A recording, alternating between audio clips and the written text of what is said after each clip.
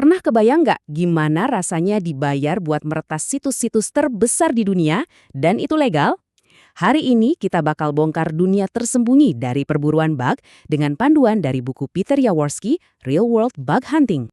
Ini bukan adegan film fiksi ilmiah loh, ini tuh profesi yang beneran ada dan krusial banget buat menjaga keamanan internet kita semua. Yuk kita bedah gimana cara kerjanya.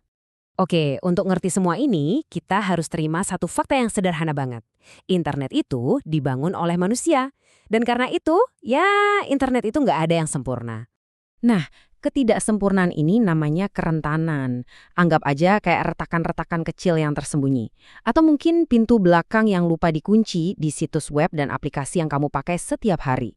Dan ini bukan masalah sepele ya. Celah-celah keamanan kayak gini tuh beneran pernah ditemuin di semua nama besar yang Anda lihat di layar, platform-platform yang kita percayai dengan data kita setiap hari. Nah, pas seseorang nemuin salah satu celah ini, mereka dihadapkan sama sebuah pilihan. Dan disinilah kita ketemu sama dua jenis peretas.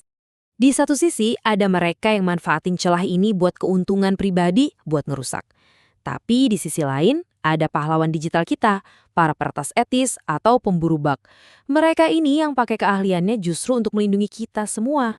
Jadi intinya tuh gini, keahlian meretas itu bisa jadi kekuatan besar untuk kebaikan. Sebuah talenta yang bisa dipakai untuk melindungi data milik miliaran orang di seluruh dunia. Tapi gimana caranya seorang pahlawan ini bergerak di dunia digital yang rumit banget? Tentu mereka butuh peta kan? Semacam panduan ke dunia kerentanan yang tersembunyi. Dan panduan itu ya buku Real World Bug Hunting ini. Buku ini tuh bukan sekedar teori, tapi bener-bener kayak panduan lapangan yang ngajarin para pahlawan kita untuk berpikir layaknya peretas, tapi tujuannya mulia. Yang paling keren adalah setiap pelajaran di dalamnya itu diambil dari kasus-kasus nyata. Bug yang beneran ditemuin di perusahaan besar, dilaporkan dan akhirnya berhasil diperbaiki. Oke, jadi bug itu wujudnya kayak gimana sih di dunia nyata? Biar kebayang, yuk kita bedah satu contoh klasik dari buku ini. Namanya cross-site scripting atau biasa disingkat XSS.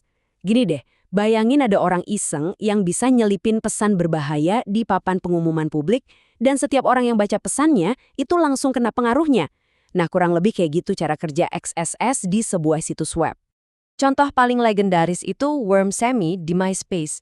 Cuma dalam waktu 20 jam, sebuah skrip sederhana yang manfaatin satu bug kecil bisa mengubah satu pengguna jadi punya lebih dari 1 juta teman.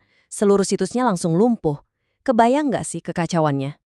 Ini nunjukin betapa bahayanya celah yang kelihatannya sepele kayak XXS. Dari sini, data bisa dicuri, akun bisa diambil alih, dan semua itu bisa terjadi dalam skala yang masif. Jadi kalau seorang peretas etis yang nemuin celah kayak gini, apa yang mereka lakukan? Tentu mereka nggak bikin worm. Mereka justru memulai sebuah proses yang sangat profesional. Mereka melaporkannya lewat program yang namanya bug bounty. Ini tuh semacam sistem di mana perusahaan secara resmi ngasih hadiah ke peretas yang bantu mereka nemuin celah keamanan. Ini adalah bentuk kolaborasi buat nutup pintu sebelum orang jahat uspel masuk. Jadi, ini bukan cuma soal nemuin bug ya, tapi tentang sebuah proses yang terstruktur, yang didasari kepercayaan dan komunikasi yang jelas, supaya pada akhirnya web jadi tempat yang lebih aman buat kita semua. Pada akhirnya, peretasan etis itu bukan soal merusak, tapi tentang memahami cara kerja sesuatu, supaya kita bisa membangunnya kembali jadi jauh lebih kuat. Dunia web terus berkembang, celah-celah baru pasti akan selalu muncul. Pertanyaannya sekarang adalah, siapa yang akan menemukannya lebih dulu?